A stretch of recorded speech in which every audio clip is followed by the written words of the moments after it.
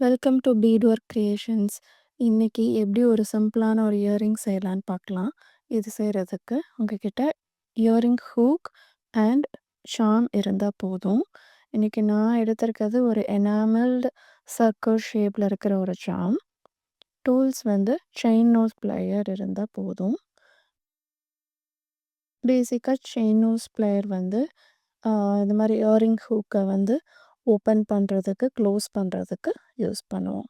So இப்போ இதை வச்சு இந்த மாதிரி ஸ்லைட்டாக மேலே ஓப்பன் பண்ணிவிட்டு உங்கள் சாமை வந்து ஆட் பண்ணிக்கோங்க. ஆட் பண்ணிவிட்டு அகெயின் கீழே புஷ் பண்ணி அதை க்ளோஸ் பண்ணிடுங்க.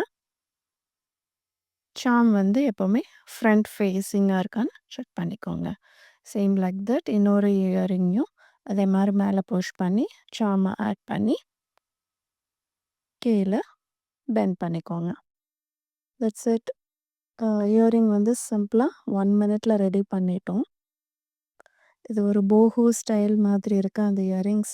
ஸோ இந்த இயரிங் நீங்கள் உங்களுக்காகவும் செஞ்சுக்கலாம், இல்லைனா உங்கள் ஃப்ரெண்ட்ஸ் யாருக்கா செஞ்சு கிஃப்ட்டும் பண்ணிக்கலாம். தேங்க்ஸ் ஃபார் வாட்சிங்.